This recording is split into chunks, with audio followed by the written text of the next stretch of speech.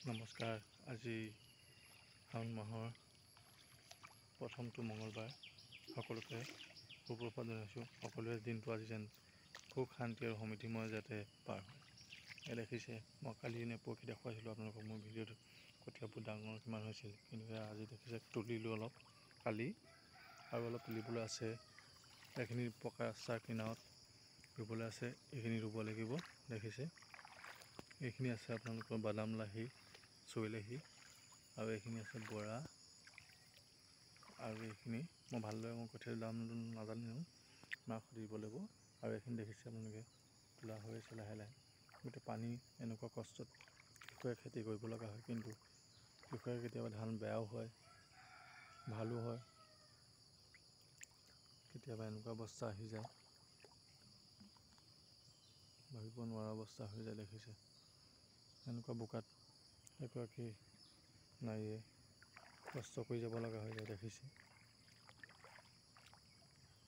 পথাৰবোৰ দেখিছে কিমান পানী হৈ আছে, পানীত তুলিব লগা হয় কঠীয়া, আকৌ বোকাত ৰুবও লাগে। কৃষকৰ জীৱনটো বহুত দুখৰ হয়। গতিকে ছমাহ খাই ছমাহ হয় বুলি কয়, কিন্তু সেয়া নহয়। আচলতে দুখীয়া জীৱনৰ গোটেই জীৱনটোৱে কষ্টকৰ। এগৰাকী নাৰী যেতিয়া এগৰাকী ঘৰলৈ বিয়া হৈ আহে বা মহিলা, তেতিয়া সকলো ঘৰৰ এখন দায়িত্ব পালন কৰিব লগা হয়। তেওঁ ঘৰৰ সমস্ত দায়িত্ব লোৱাৰ লগতে পথাৰৰ কাম, ঘৰৰ বাচন বৰ্তন ধোৱাৰ পৰা ভাত বনোৱা, ঠাই মচা, ঘৰ সৰা সকলো কামতে কৰিব লগা হয়। ঠিক তেনেদৰে পুৰুষৰ কামো ইমান সহজ নহয়। পুৰুষে যেনেকৈ পথাৰত আলি দিয়া কাম কষ্ট কৰে, ঠিক তেনেদৰে পুৰুষে কঠীয়া নিবও লাগে, ৰাতিপুৱাৰ পৰা গধূলিলৈকে কাম আৰু কাম কৰি যাব লাগে। এয়াই হৈছে মানুহৰ জীৱন। মানুহৰ জীৱনটো হৈছে খন্তেকীয়া। জীৱন যুদ্ধত সদায় মানুহে জীয়াই থাকিবলৈ শিকায়, কেতিয়াবা হাঁহিবলৈ শিকিব পাৰে, কেতিয়াবা সুখ কান্দোন, হাঁহি আনন্দ বেদনা সকলো থাকিব পাৰে। জীৱনৰ লগত আমি যুদ্ধ কৰি যাব লাগিব। কেতিয়াও হাৰিম বুলি হাৰ মানিবলৈ নহ'ব। জীৱনৰ লগত আমি আগবাঢ়ি যাবলৈ শিকিব লাগিব। জীৱনে বহুত কথা শিকাই দি যাব, আমি আগ্ৰহে বুটলি তাক সম্পূৰ্ণ আগুৱাই নিলেহে আমাৰ জীৱনটো সুন্দৰ হৈ উঠিব। যদি জীৱনটোক আমি কামত যদি এলাহ কৰোঁ, কেতিয়াও আমি কামত আগবাঢ়ি যাব নোৱাৰিম। গতিকে আমি জীয়াই থকা দিনবোৰ যেন সদায় কৰ্মৰে আগবাঢ়ি যাওঁ, তেতিয়া আমাৰ পৃথিৱীখনো সুন্দৰ হৈ উঠিব। জীয়াই থকা দিনবোৰ যেন সদায় সুখ শান্তি আৰু সমৃদ্ধিময় হৈ যাব। দেখিছে কি ধুনীয়া পথাৰ।